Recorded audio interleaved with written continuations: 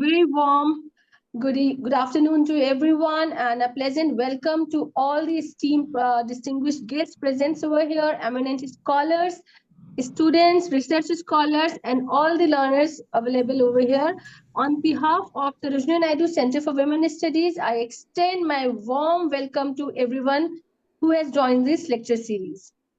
As we all know that the Sarojini Naidu Center for Women Studies is celebrating its 25th Jubilee, 25 year of its evolution, its expanded years of its working. So in this regard, we are having this distinguished lecture series under the mentorship, under the guidance of Honorary Director Professor Nishad Zadi Madam. And today we are blessed, we are happy to announce that we are having among us Professor Srila Roy, who is an eminent professor of sociology from the University of Witwatersrand. And we are very delighted to have you here, ma'am. On the behalf of Jamia Millia Islamia, we welcome you, and we are very enlightened, and we feeling privileged to listen from you. And to the audience, I will just again like to remind you and recall you that she will be discussing as a part of this distinguished lecture series on the decolonization, transnational feminism, and higher education. And this is a core area which we really need and are need a insight learnings from you, and you will, I hope that this session is going to benefit all of us.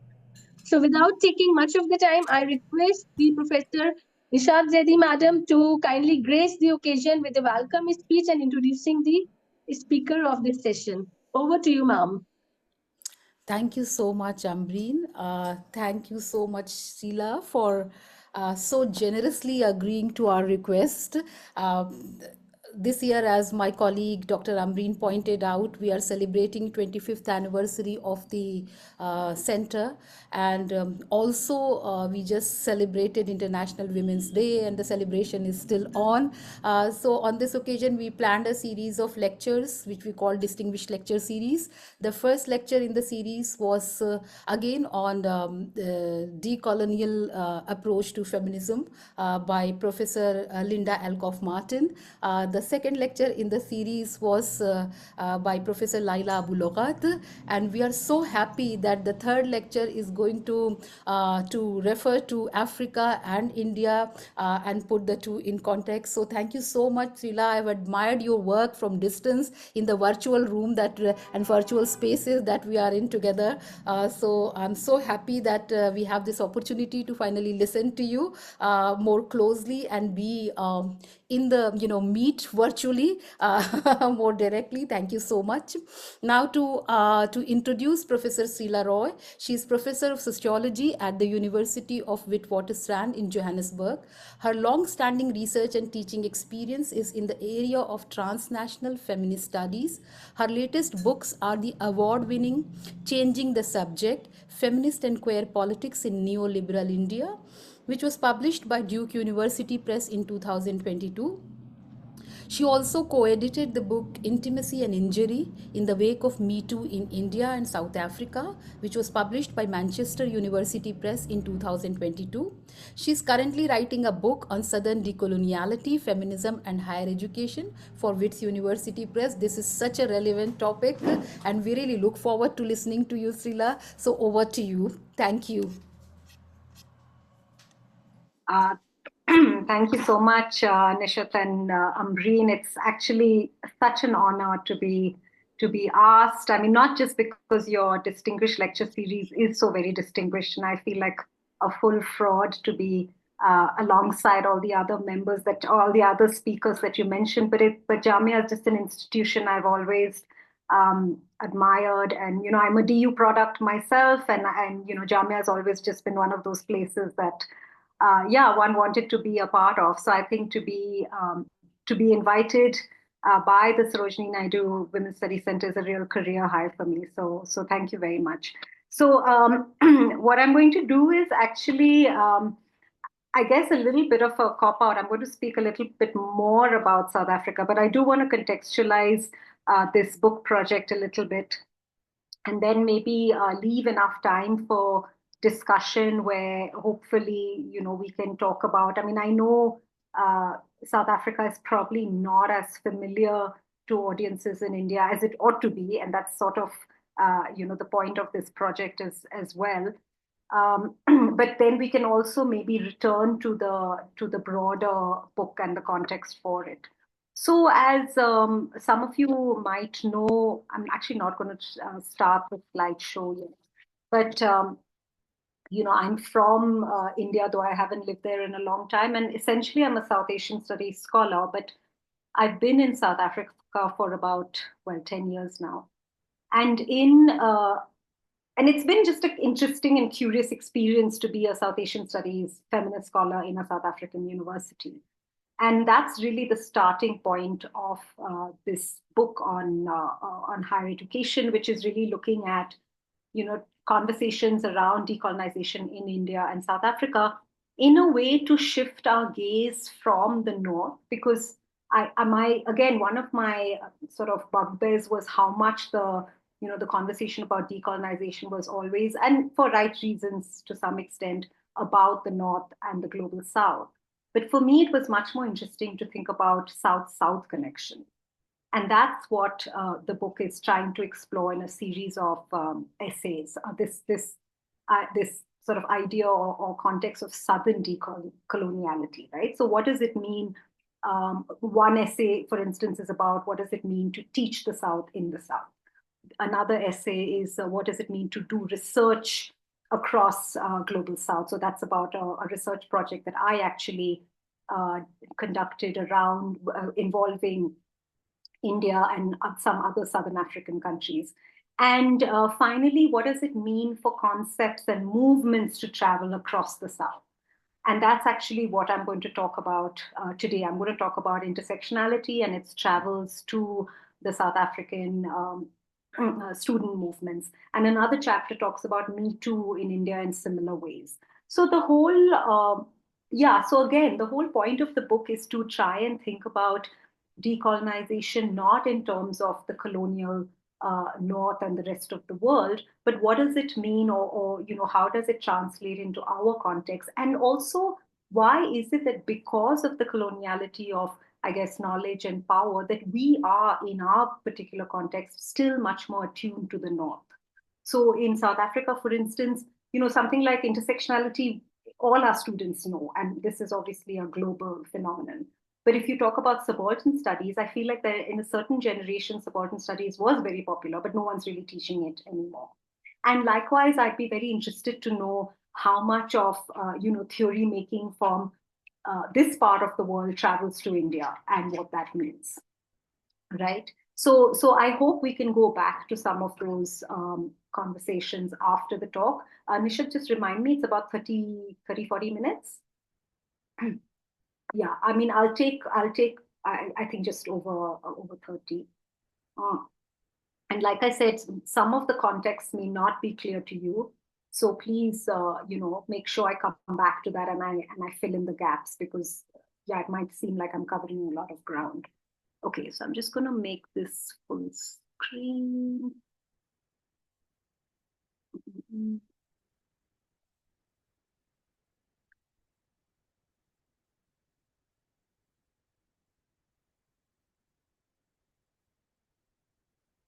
Interview, that should do it. Yeah. Okay. So we know that concepts travel, but where do they land? As the subaltern studies scholar Shudipto Kaviraj reminds us, concepts do not enter into some kind of blank or unmarked space. They travel and land upon, to quote, established practices and their implicit conceptual structures. Dipesh Chakrabarty similarly shows that no concept can simply or universally be applied to another context, just as no society is a tabula rasa. And, to quote, our historical differences actually make a difference.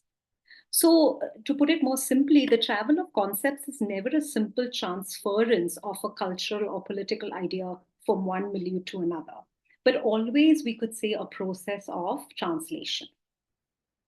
Such claims helps us to think about the density of the local or the context into which concepts might arrive.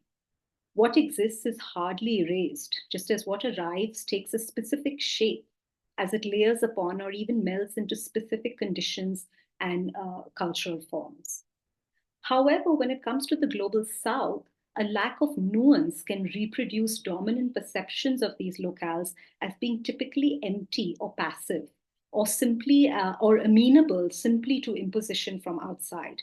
And I've actually made this argument in a different way in my book, Changing the Subject, on neoliberalism. You know, how we tend to think of neoliberalism also as simply an imposition from the outside, as opposed to the ways in which, you know, it might fold into existing welfare schemes and so on and so forth.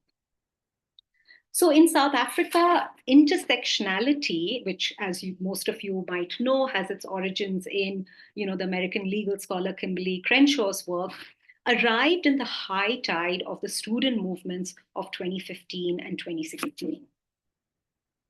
These students were some of the first to demand a decolonization of the university in ways that shifted the culture and curriculum of higher education globally. Alongside Black consciousness and Pan-Africanism, intersectionality comprised their ideological ground. But perhaps most importantly, and quite unexpectedly, intersectionality was also able to give voice and meaning to deeply felt experiences of gender-based violence, homophobia, and toxic masculinity. Self-identified queer, trans, and feminist students used the concept to ensure that decolonial agendas did not focus on some injustices, such as race, over others, as had been the case in past liberation struggles, including the struggle against apartheid. Their insistence on intersectionality also revealed frictions within these movements, frictions amongst and between comrades, for instance, which I want to.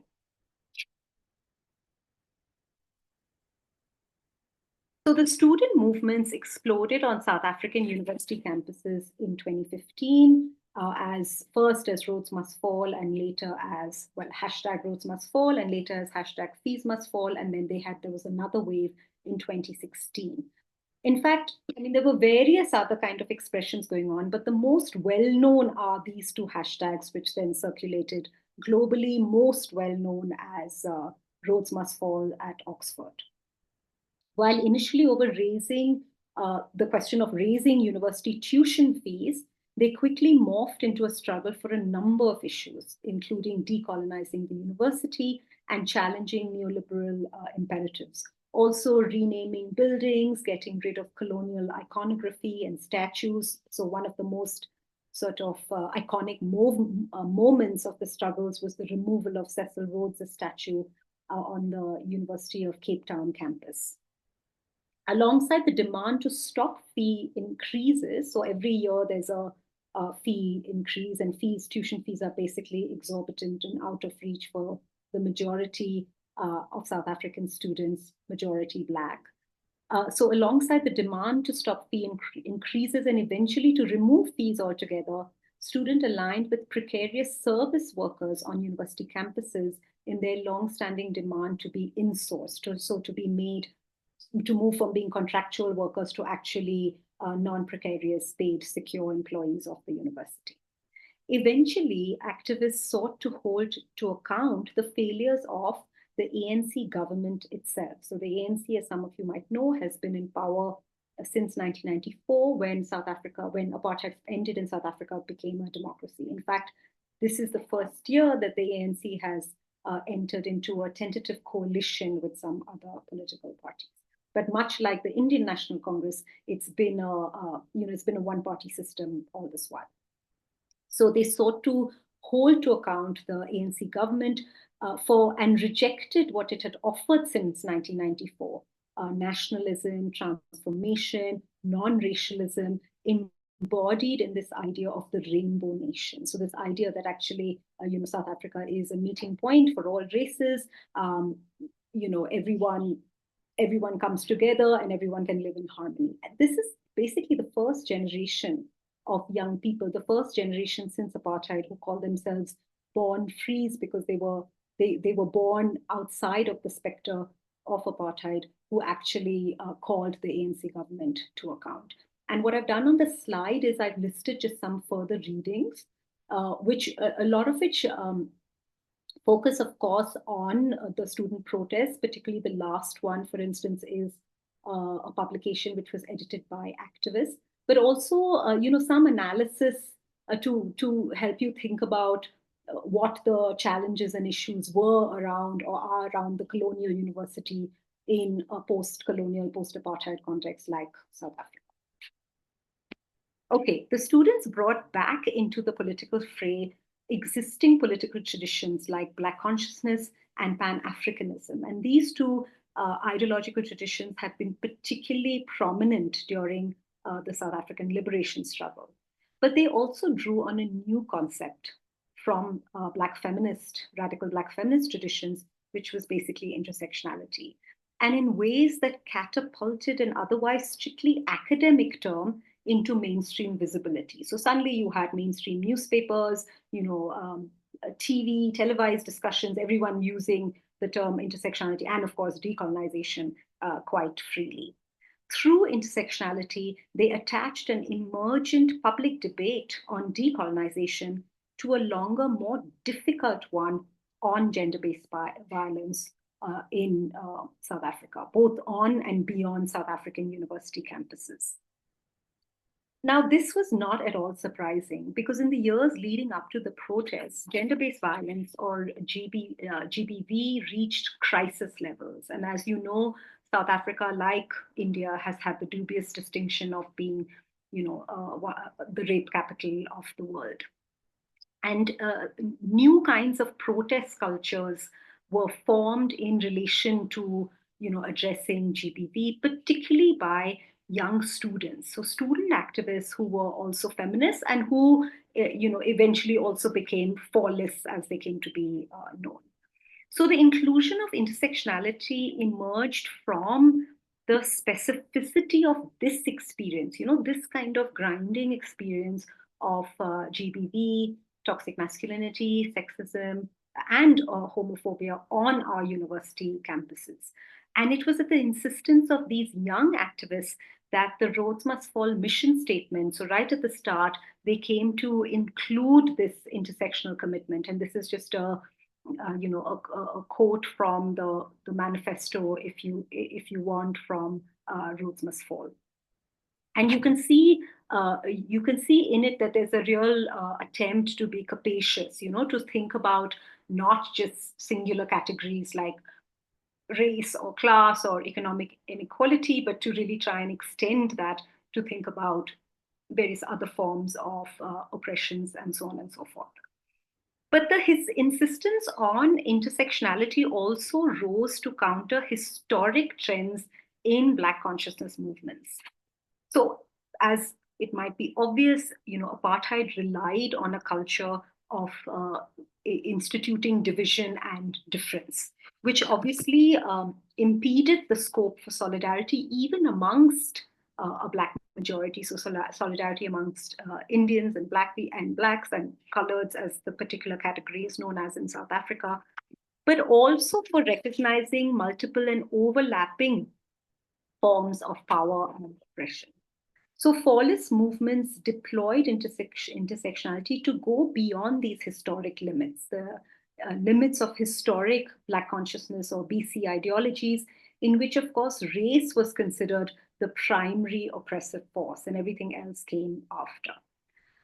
But on the ground, when it came to actually, the lived everyday experience of these student movements, activists experienced a backlash in trying to sustain a genuinely intersectional struggle.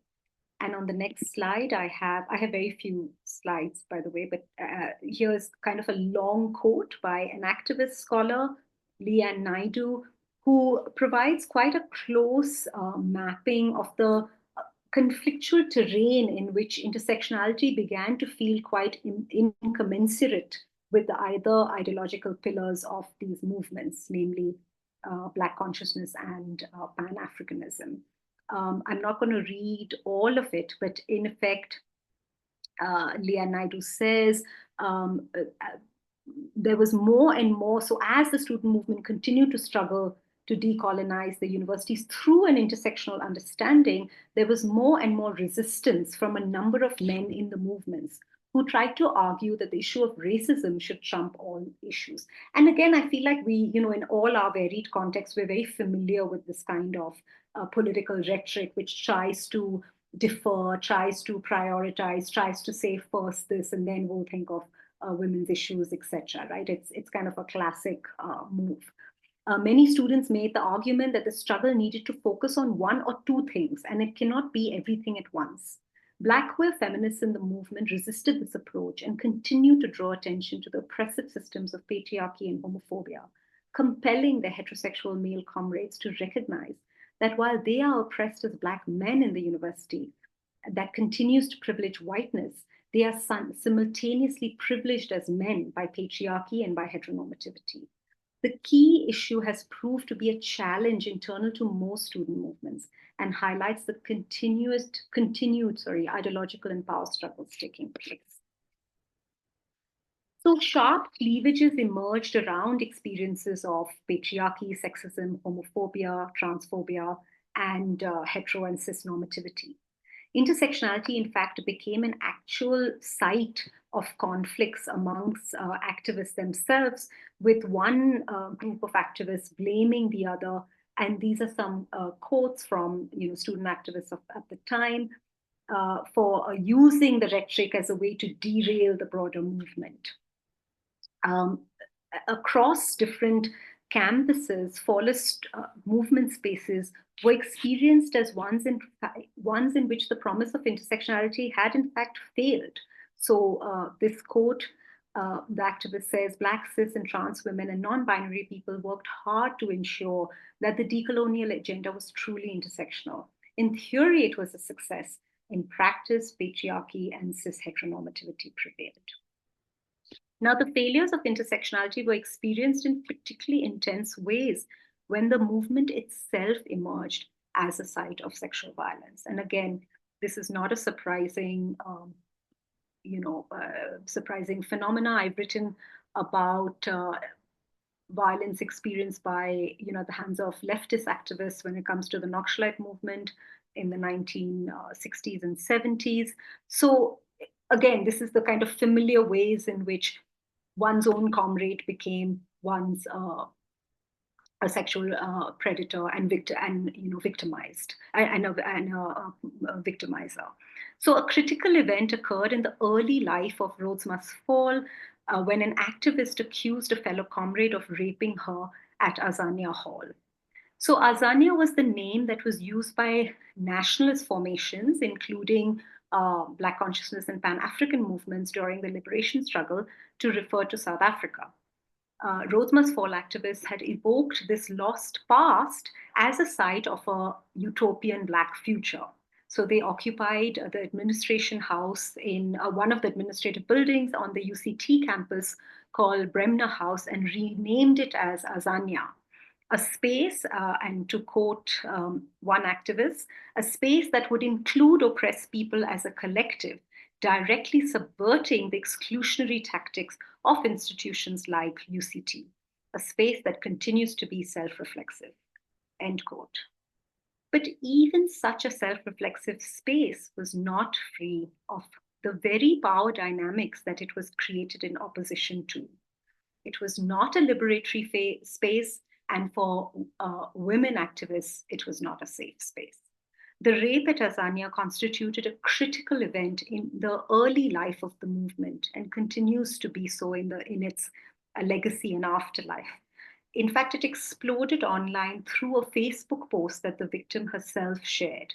And then, obviously, #rape at Azania was trending and invited a lot of other responses about experiences of sexism, sexual harassment, sexual assault, and rape that other activists had experienced on various university campuses.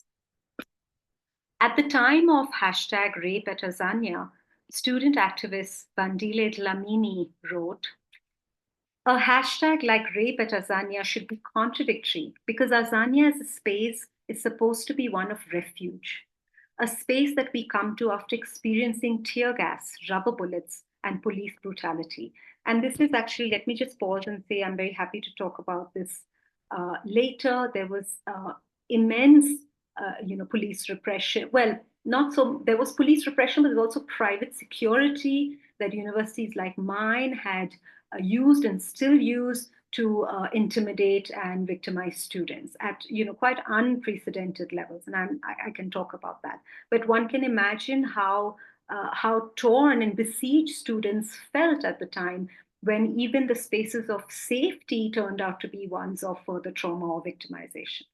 So they continue to say, a space that we come to after experiencing, as I said, tear gas, rubber bullets, and police brutality, a space we go to in order to flee the institutional and social violence. We are not supposed to have violations of safety, psyche, and bodies at Azania. In their disappointment with what Azania had failed to be, Dlamini also imagined what it could be. So they write, if Azania practiced intersectionality, there wouldn't be an extraordinary need for people to prove why someone's presence or actions is violent. It wouldn't be an uphill battle to get Azania to talk about patriarchy and hypermasculinity, to deal swiftly with violent people in the space. There wouldn't be a need for us to prove why dealing with patriarchy was important. All of these things would naturally happen in an intersectional space. But Azania is not an intersectional space, at least not yet. Throughout the life of the student movements, Black feminists, queer, and trans activists tried to materialize a different Azania. They did so through forms of fighting back, combining older forms of resistance with newer ones, and ones that exploded ideas around victimhood, respectability politics, and who could claim public space and in what ways. There were, for instance, widespread acts of naked protests on campus where women students basically stripped in front of police or private security and used their body as literally as a shield to stop, a barrage of rubber bullets, etc. And to they used tactics like naked protests in response to both the violence of security forces and to the violation experienced within their own ranks. Hashtags like Rhodes University reference list, UWC rape alert, rape at Azania, patriarchy must fall, end rape culture, I am 1 in 3 were all accompanied by direct action. So these were not simply, virtual or hashtag politics, as sometimes called derisively.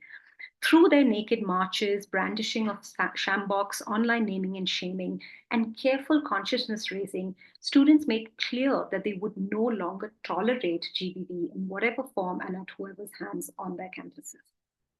One prominent intervention that I just want to mention, which actually started a little bit before these student movements and gained more traction after, was the RU reference list at Rhodes University, RU meaning Rhodes University reference list, which called out rape culture on South African university campuses, including directly holding management responsible for actually not doing anything when it came to the normalization of rape culture.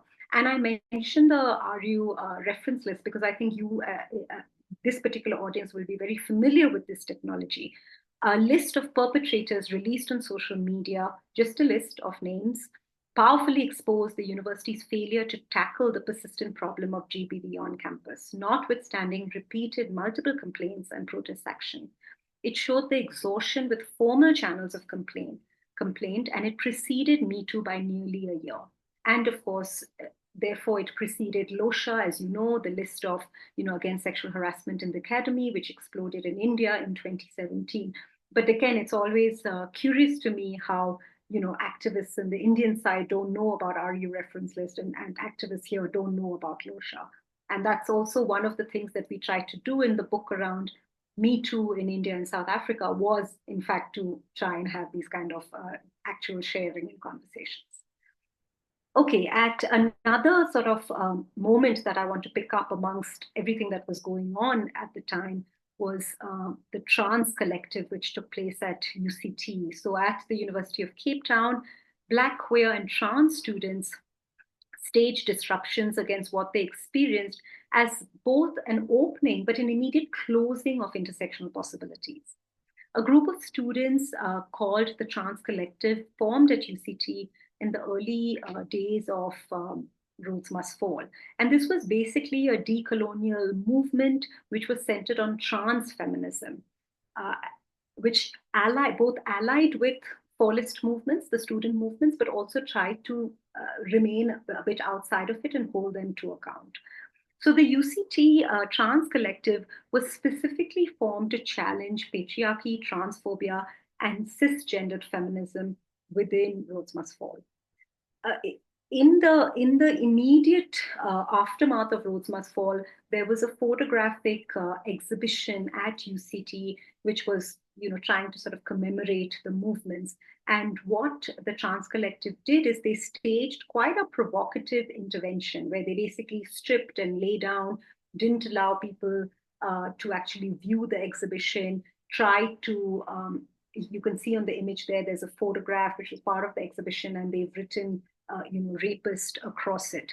And their disruption of this exhibition was kind of twofold. It was one, to say that they had been erased from these commemorative events, but also to say that obviously, transphobia, rape culture, sexism was all still very much alive and continuing. Now, in a statement explaining this intervention, the collective had this to say: our intervention is an act of Black love. It is a commitment towards making RMF, Rhodes Must Fall, the fallest space of our dreams. It forms part of the journey towards the logical conclusion of the decolonization project.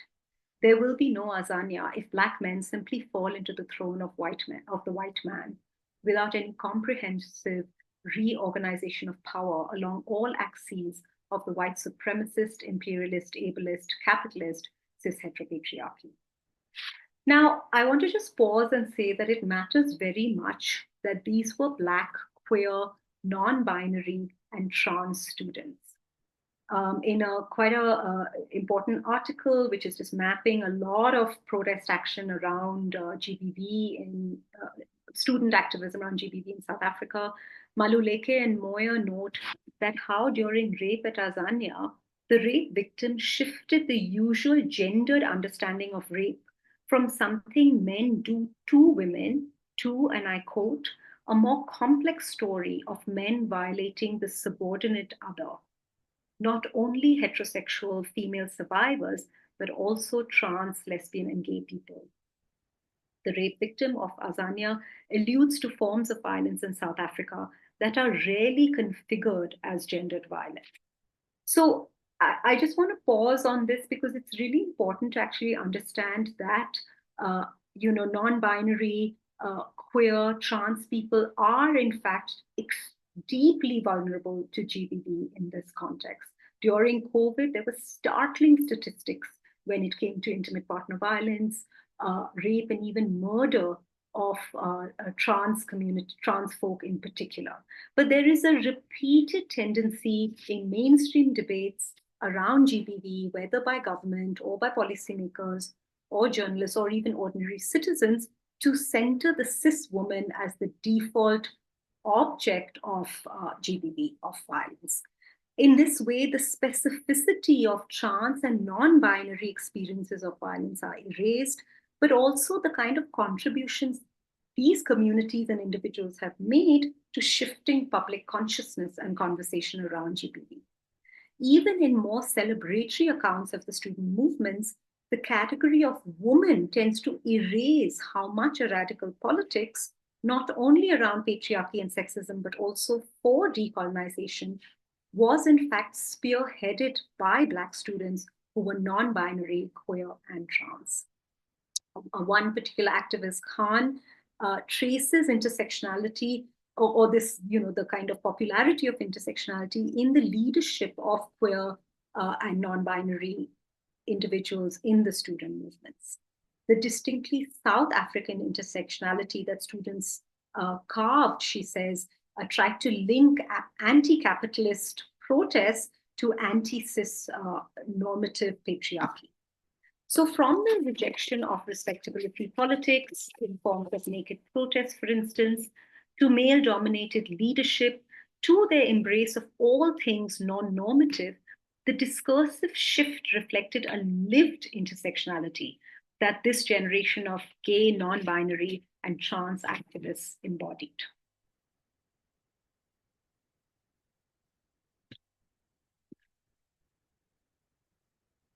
Okay, a final point. The student movements of 2015, 2016 were making claims that both turned to the past in rejecting, colonial legacies, for instance, and up the possibility of a new, different future in demanding free, decolonized education for all, for instance. More specifically, the students reopened the past for a future they felt they ought to have been delivered but were cheated out of. So basically, they were trying to stress that the promises that they were made at the, when South Africa transitioned from apartheid to democracy had all failed. They had been, as a new generation of young people, they had been effectively cheated out of these promises, the promises for democracy, the promises for equality, the promises of racial transformation, and so on and so forth. And again, to emphasize, this was the first generation that was holding the ANC responsible for these failures.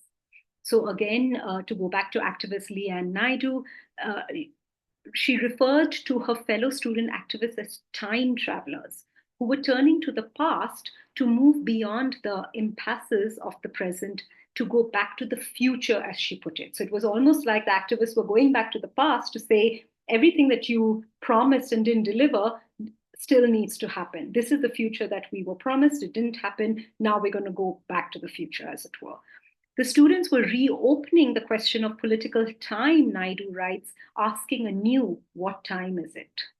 Women and queer students in these movements were also time travelers. Like their comrades, they challenged the victories of the liberation struggle, but they also revealed a dark underside, even to struggle histories of sexual violence and sexism. So it's quite clear in a lot of the activist archive that, they go back to the writings of older generations of South African feminists who were talking about the kind of sexism and male dominance that was experienced during apartheid.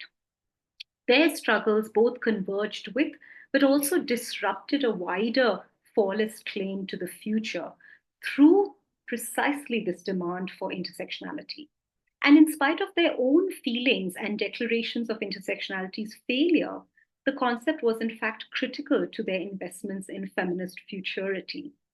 After all, intersectionality functioned less as a coherent conceptual map in these movement spaces than as what Denai Mupotsa calls, and I quote, sites of intensity that articulate a coming to political consciousness. For sure, the student movements invited wider criticisms of intersectionality, criticisms that we've heard in other contexts too, of the ways in which intersectionality might, essentialize certain identities, for instance, when it comes to gender or sexuality, or the ways in which, for instance, this focus on gender and sexuality took away from more long-standing issues around economic inequality and class. But this is the case if we read Fallist or these movements as quite closely tied to intersectionality's origins, to Kimberly Crenshaw's original emphasis on the intersectional nature of social identities and the interlocking dynamics of relations of power. But if we treat intersectionality in the ways in which Denai Mupotsa suggests, as a site of intensity, as a coming to political consciousness, even of affective excess, then the conjunction to which it landed offers scope for a different reading. Feminist activists harness the concept to do more than simply name identity, whether gender or race, as fixed essences around which their claims for visibility and inclusion cohered. They used it as a tool to diagnose and the limits and frictions in Black solidarity itself, especially along the fault lines of gender and sexuality.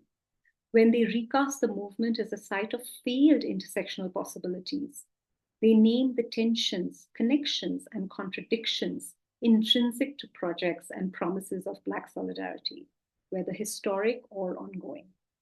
Failure and friction, both presumed and prefigured, what was yet to come, what was still possible to emerge, what was only in an incipient state. Islamia was then not simply a locus of failed possibilities, of disappointments, betrayal, loss, which I've tried to give you a flavor of through some of the quotations. But it was also about what could still be possible, a claim towards a not yet scripted but alternative world.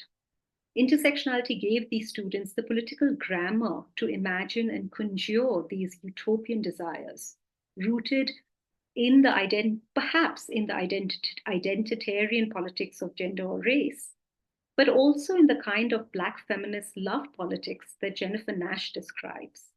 Unlike mainstream usages of intersectionality that can collapse into identity politics, Nash talks about a Black feminist love politics that is invested, she says, not in what is, like identity as a stable ground, but in what could be, or the future as a locus of possibility. The UCT Trans Collective, for instance, ends powerfully by stating, and I quote, "We are the trans people who loved RMF even when it did not love us." Aluta continues. Okay, so in conclusion,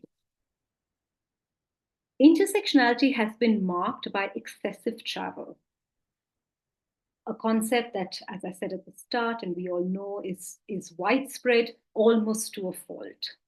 Travel that has taken it beyond its intellectual, discursive, and spatial origins, stretching, but also many have claimed diluting it. And as you might already know, but just to flag, there's a very good, now a bit old, but a very good discussion between Mary John, Nivi Menon, and Jen Nash in EPW, precisely talking about intersectionality and its travel to Indian gender and sexuality studies.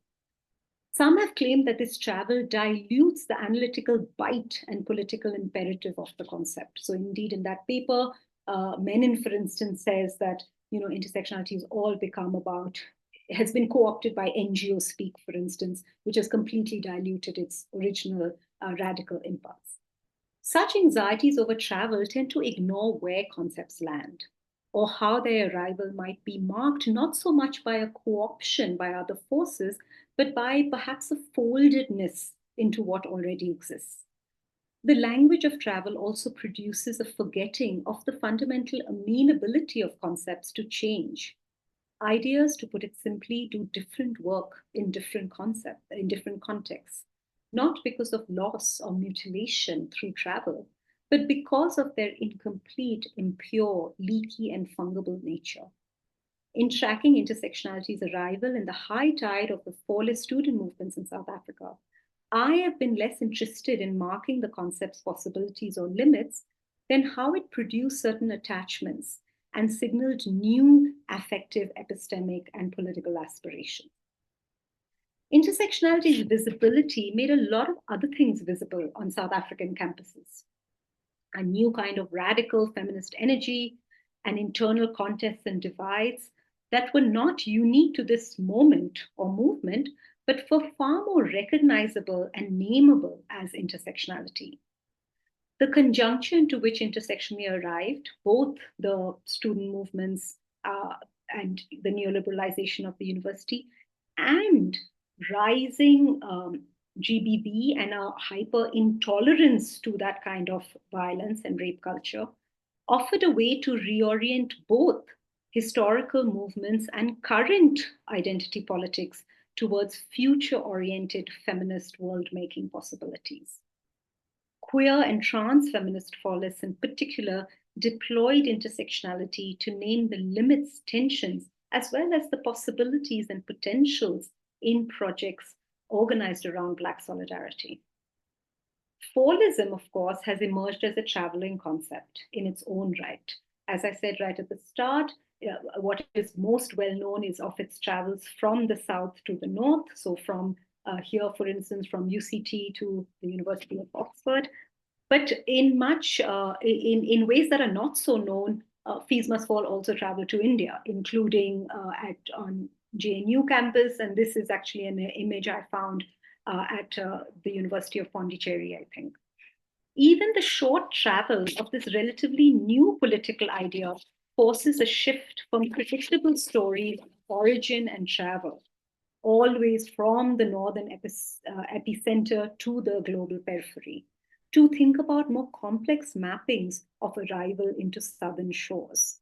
That concepts might look, sound, and feel different in different political and historical contexts is surely evidence that they can never be universal or pure or simply applicable everywhere. Intersectionality's arrival in the global south offers then an opportunity of thinking about the impurity in which concepts always reside. I'll end there. Thank you.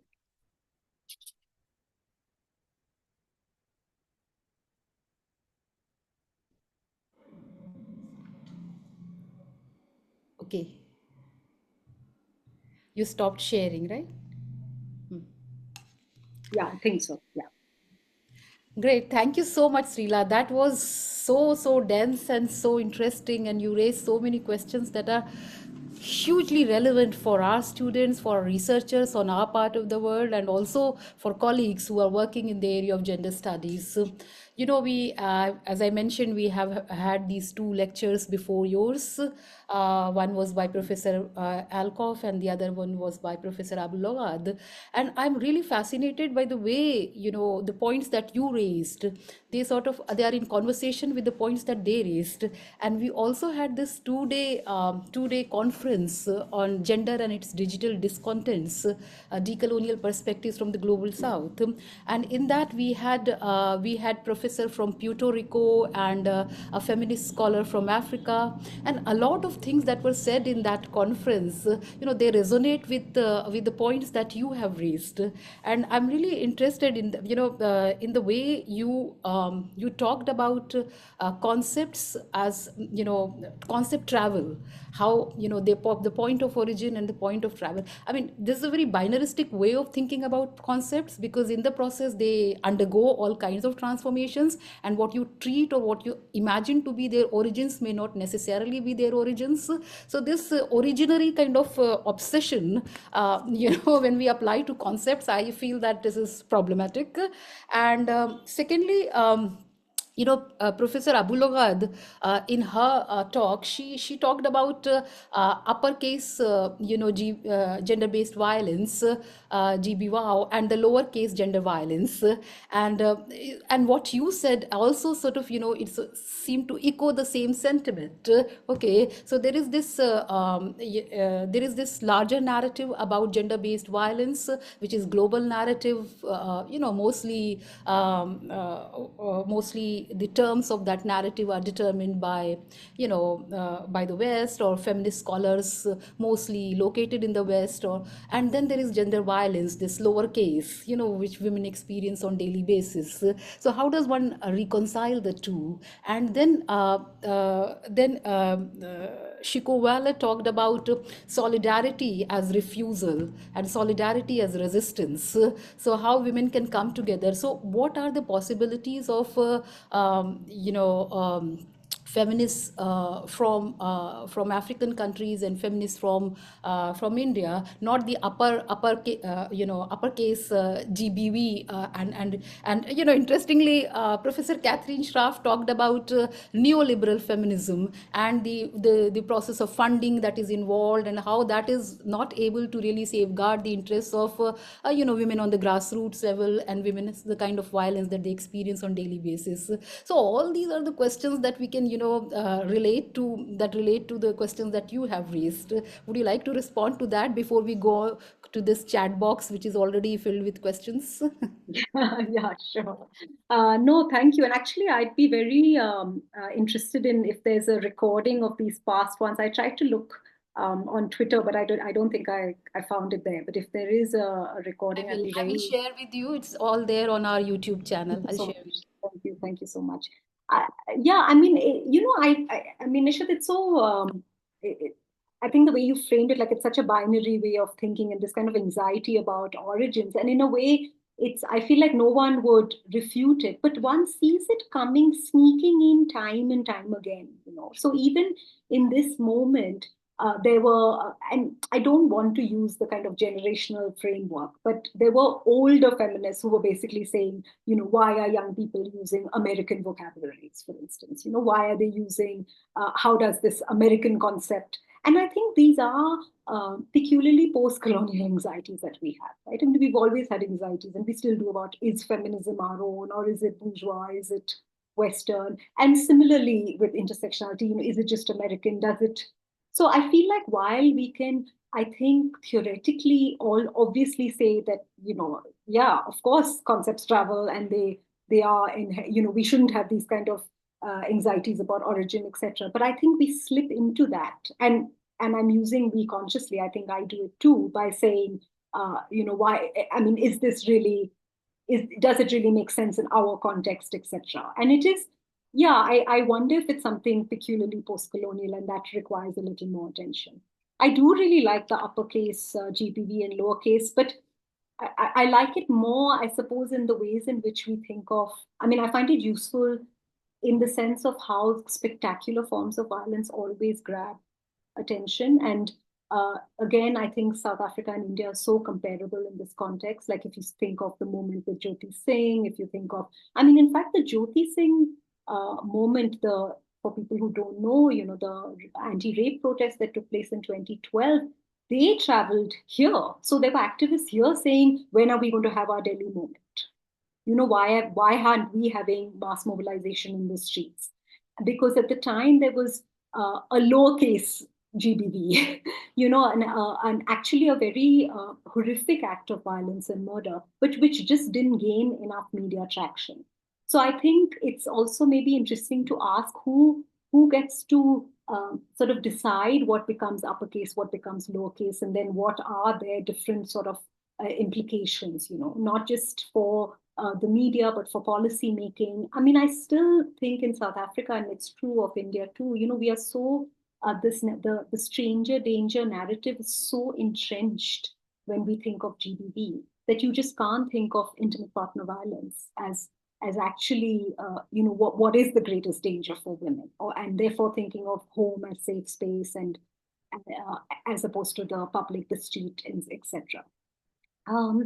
Solidarity as refusal and resistance. I mean, yeah, I feel like that's really beautiful and evocative, but it's also just difficult to because I can think of, I mean, solidarity itself is really difficult. So this set of essays, which this is a part of, I actually end by thinking of solidarity, and I write about how it's actually proved, ironically, very difficult to mobilize around Palestine in a South African university, even though the government of South Africa has been astonishingly good on this case. So I think that when it comes to the global South, there's an easy way in which we think of solidarity. And part of the book is to try and complicate that and say, well, actually, it's not always so straightforward. So, for instance, when at the university level, when we try to talk about Palestine, some of our African colleagues very rightly said, what about Sudan, right? So you want to hold those two things together by not saying, oh, well, then we shouldn't talk about Palestine because we haven't talked about Sudan. But the fact is that, yes, some issues are erased and some issues gain more global traction. So, yeah, I mean, from there, I don't know if I think obviously both refusal and resistance, particularly as feminist technologies come into play, but yeah, it's something I think we have to collectively think about a lot more. So it's a bit of a cop-out answer, but there you go. Thank you so much. I mean, yes, these are the conversations that cannot be, closed by one answer or one question, because these will continue and should continue. And I really look forward to reading your book, the new one. Now I will request Shubhangi to read questions from the chat box, and then you can answer them one by one. Shubhangi?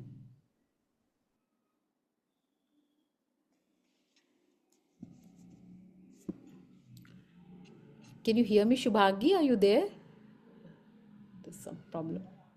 I can see a couple of, like, for instance, I can see a question from, was it Amina here? You want me to read questions? I will read. I think Shubhangi I can read the questions if it's okay. if it's You're here? Right. Okay, Amina, you're there. Why don't you And lead? yeah, Amina, why don't you just go ahead and ask your Yeah, question? yeah, I think right, that right. might be, So yeah, what I great. want, Thank you. first of all, thank you so much for this such an insightful lecture. And so talking about the, basically decolonial research. So I'm interested in knowing, are there any policies, what policies or institutional frameworks, especially in South Africa, have been very supportive of feminist, decolonial search? And also, I would like to know about the funding. So how's that going? Because you have also discussed that in your work. So, and how can we adapt, or modify or learn, or how can we use it, in the Indian scenario, in the Indian academia? So yes. Should I answer, or shall we? Yeah, you Yeah. can answer these, and then there are more questions. We'll go to them Right. one by one. Yeah. Okay, thank you so much, Amina. That's a great question, actually. And so after the movements, there was a huge institutional, a kind of collective institutional response to decolonize, right? And I think the best person on this is Jonathan Jansen. It's actually a co-authored book, but I forget the co-author's name. But they did an extensive kind of survey a few years later, where they went to everything from departments of engineering to humanities. In I think their sample is about 4 universities, and talked about this. And interestingly, the conclusion they come to is a kind of one. It's familiar but disappointing, which is that universities responded in a very knee-jerk way. So they rolled out immediately, like, change your curriculum. And it became farcical in some instances, like plant sciences must use African plants, and not, not give examples from European flora and fauna and that kind of thing, right? So I think the book really gives you that hard evidence to show how a radical idea can become domesticated, right? Precisely in its institutionalization, rather. I mean, in my own context, we immediately did things like we had curriculum workshops. And I mean, obviously, you can imagine in the humanities and the social sciences, like, our students were some of the loudest, right, to say that I'm not walking out of classrooms and saying I'm not going to read white authors, or you have to change the curriculum entirely, etc. So I think at those more local levels, one listened and one tried to do things which were maybe less knee jerk. But the sad truth is that all of this kind of the more epistemic interventions and challenges, I think, have been easier to address than the material challenges. So the question of fees remains. Every year, in fact, we have at the beginning, I mean, our term just started. It starts with the calendar year. So if in February, and we every year without fail, we have protest action because students can't register, tuition fees are so high, etc., etc. So that much more, the much more immediate material issue has unfortunately not been resolved. But what can India learn? I mean, India has its, and this is part of the book, of course, India has its very own problems when it comes to decolonization, and how that has been co-opted by certain anti-progressive forces. To that extent, I think South Africa has a lot to learn from India.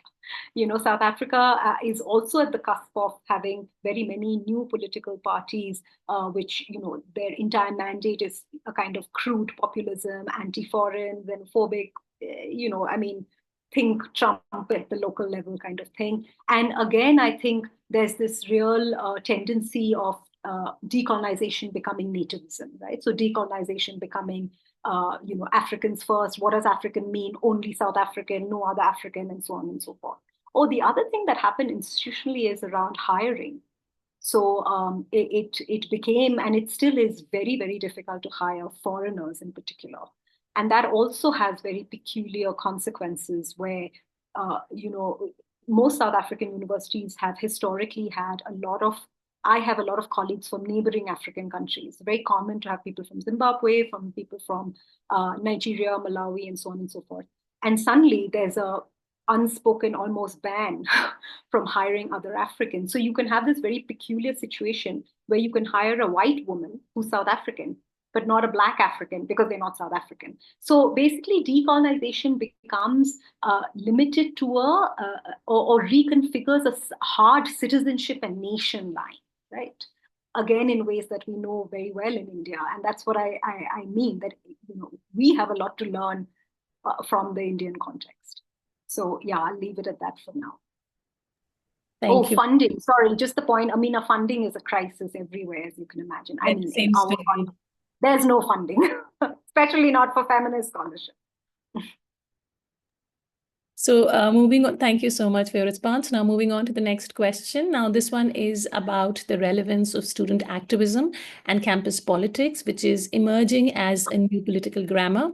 And this question is by Grace, and she wants to know, how do you see the rise of neoliberal university spaces and educational institutions in the global South within this new political grammar that you have identified? And also in this current political scenarios, humanities and social sciences are being branded as trouble-causing subjects, by the neoliberal market forces. So what do you think about that? I mean, I don't. So if we're talking about neoliberalism per se, I think the neoliberal university finds its uses. I think it's not strictly a politics of refusal, I guess, or rejection. It's an instrumental politics, right? So it's how best can we use a certain rhetoric or discourse of gender and sexuality. And therefore, Christina and my other colleague, Catherine Rottenberg's work on neoliberal feminism is so useful because they show the amenability. It's not just a straightforward, we've had in the history of feminist struggles, we've had backlash moments, right, where there's a clear rejection. Our moment is not a clear rejection. Our moment is always a taking of something and making it something else, which is what I think the market does well, and so does the neoliberal university. So, for instance, some universities in South Africa, like mine, have been very, I suppose you could say, progressive when it comes to institutional responses around GBV. But so they set up units, they set up centers, they have complaints procedure, etc., etc. But, and I've written about this for the mainstream media, but the moment you get too good at it, the moment your complaints start affecting management itself, they make it very clear that you're basically there for lip service. You're there, as Sara Ahmed says, you're there to kind of whitewash the whole enterprise. You're not there to actually do transformative work. So, but they can't, we are not in a moment where they can't have any response. They have to have a response, but they have to manage it well. So again, this way in which one can appropriate gender, but make it do something else, usually not reactionary, usually not progressive, usually backlash. So, I can't speak for the neoliberal university in the global South per se, but I think these are basically the common patterns, and we have to be very careful about mapping these sort of the patterns and practices of amenability. Thank you so much. Moving on to the next one, and the questions keep coming. So maybe if there are more, then maybe we can email it to you, considering the paucity of time. I'll try and be brief also. Where are the questions? I can't see them, because then I was thinking maybe I can take. Maybe it's in the main chat box. All right, so moving on to this question. Yeah. So this is by Kashish Doa, and she's been following your work on queerness and neoliberalism, and she's interested in knowing about how queer theory in general from Africa and concepts like Kauma's ideas of protective homophobia help us reimagine rape, sexuality, and the question of race in post-apartheid South Africa. Yeah, great question. And I must say, move on and add another question. Sure, go for it. Yeah. So this is by Subro, and the question is, would like to know or shed some light on possibilities and complexities of decolonizing of higher educations. Yeah, I would like to throw it, I suppose, back at the because I feel like we're at this moment where maybe the optimism around decolonization is gone. I think maybe people, I don't know, I'd be interested to know what this audience of scholars, students, etc. think, because I think we've certainly come to a point where a lot of it feels like it's been very knee-jerk. Actually, because it's 10 years of the student movements this year, 2025, there's going to be a lot of reflecting back and looking back on what has happened. And mostly people are saying, well, what has happened? Nothing has changed, you know. So, so to that extent, one thinks, okay, well, then there's still lots to do in terms of decolonization. But at the same time, what we have seen, and again to refer to the Indian context, but not only, the kind of co-option, the reduction to a kind of crude nativism, you know, all of that.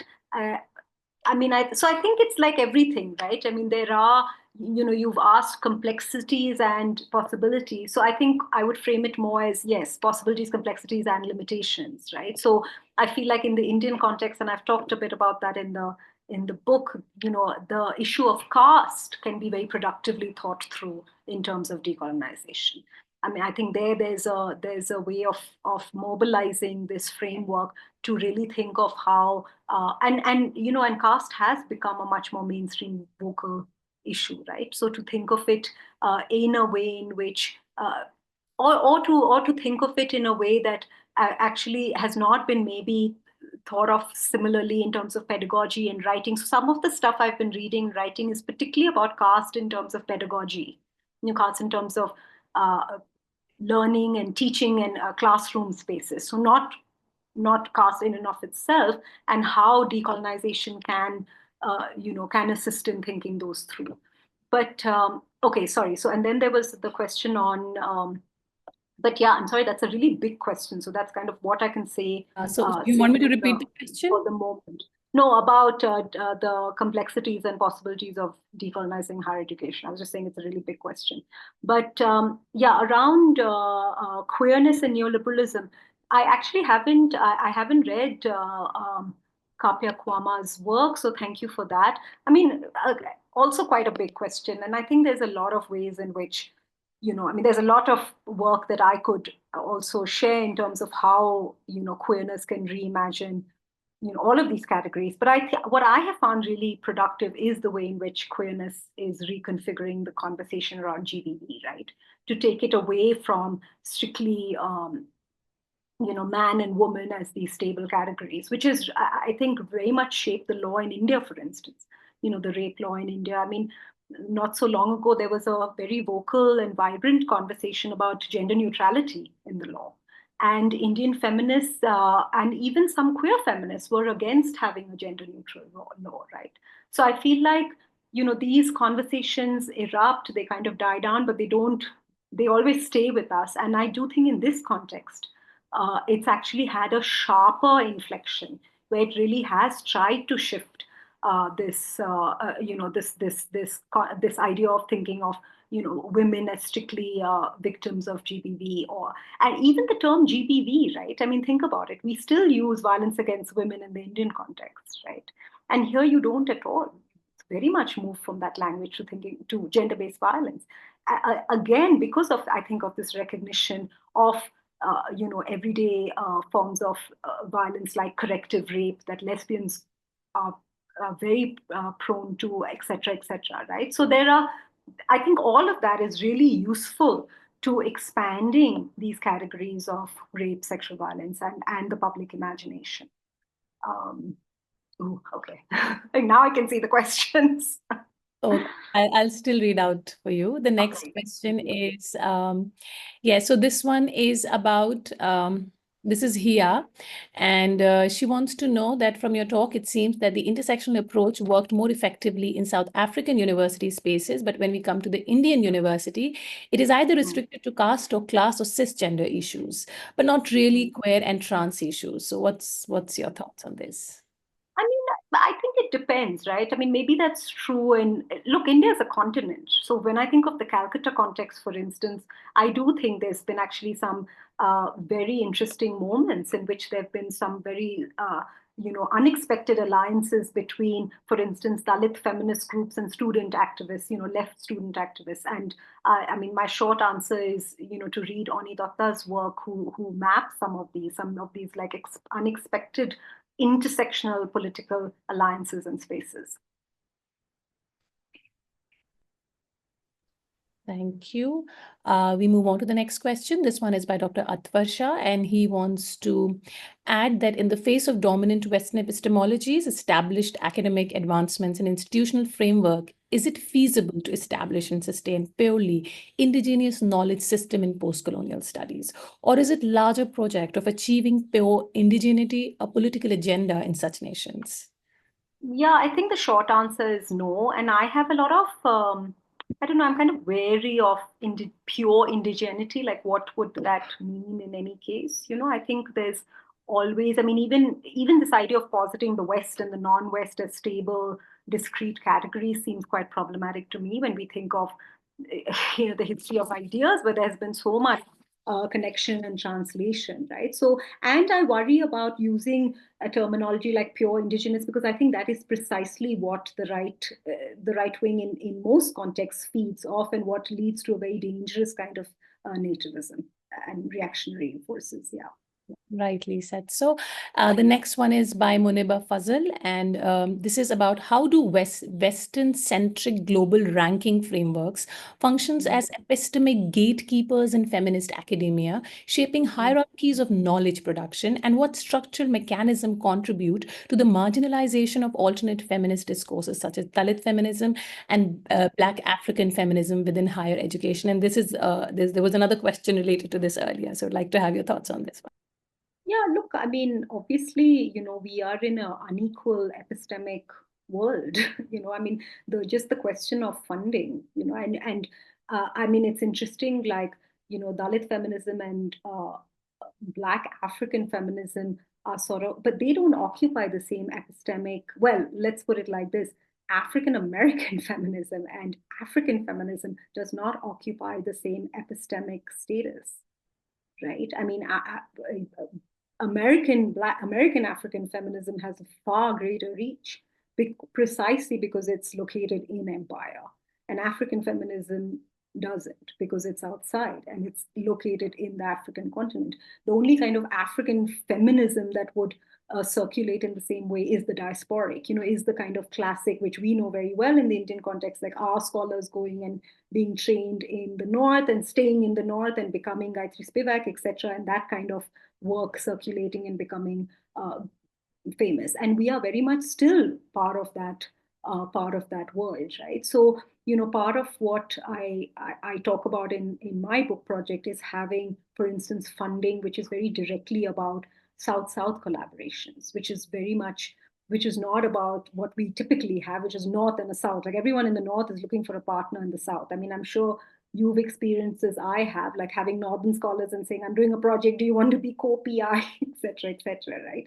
But it's not the case that you'll have a lot of collaboration amongst, people from my location and yours, because there's no kind of, the material conditions for that don't are not there. So I suppose I mean, there's a big answer and a small answer. I think I'll give you the small answer, which is, as academics or emergent scholars at whatever level, I mean, if you have the institutional possibility, then that's what you should do. Like, for instance, if your university is looking to make collaborations and alliances, then direct them to other universities in the global south.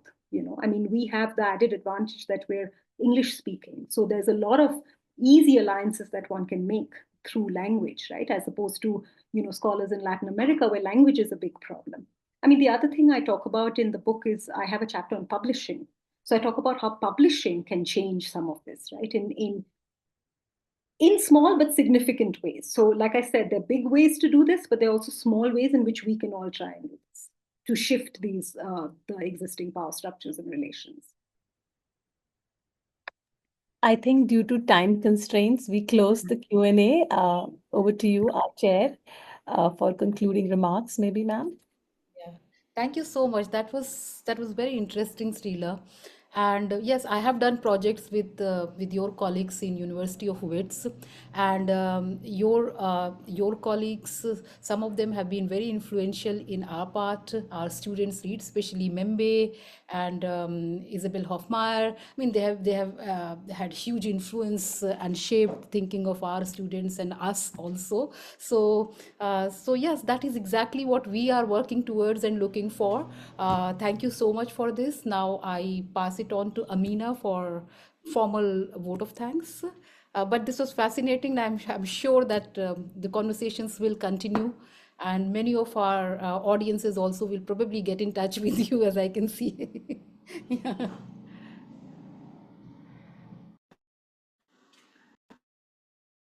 Unmute, Amina, unmute. Sorry.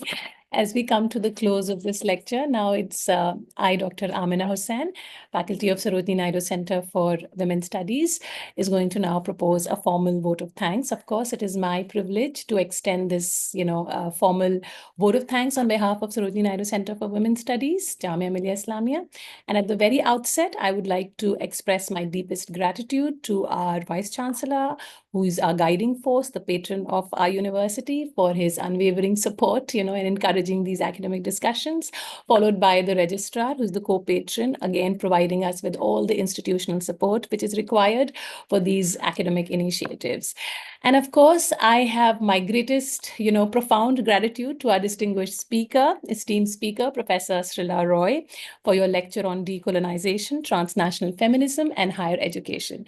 Thank you so much. The way you situated intersectionality right from the Kimberly Crenshaw's conceptualization to within the South African context and university, and how you situated it also within the gender-based violence, the toxic masculinity, homophobia, all that aligning with the Black consciousness. So intersectionality then became a tool, a strategy for decolonization. So we read Googie's Decolonizing the Mind, and from then we have moved to Roads Must Fall, and eventually it did fell. Of course, symbolically, a lot yet remains to be done, but thank you so much we are truly grateful for your time and for your talk.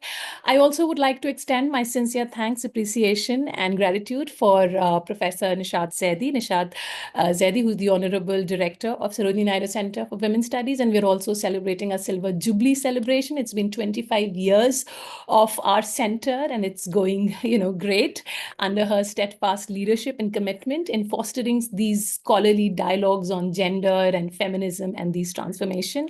So thank you so much, ma'am. A special thanks also to my co-coordinator, Dr. Ambreen Jamali, for her support in organizing these events. Also, I would like to acknowledge the presence, the participation of all the faculty members, the scholars, the students, our volunteers. I would like to name them: Shubhangi, Vaibhav, all the PhD scholars who have just joined and have just, they're so active and taking lead in these events and organizing also and in participating as well. So once again, I express my gratitude to everyone, who has made this, for your presence. We look forward to continuing these meaningful academic discussions in future. Thank you so much. And if you have any more queries, if your questions were not answered, then please feel free to email it to us. We will forward it to Professor Srila Roy. Thank you so much, ma'am, for your time. Thanks, Amina. Thanks, Srila. That was fascinating. Thank you so much. Thank you.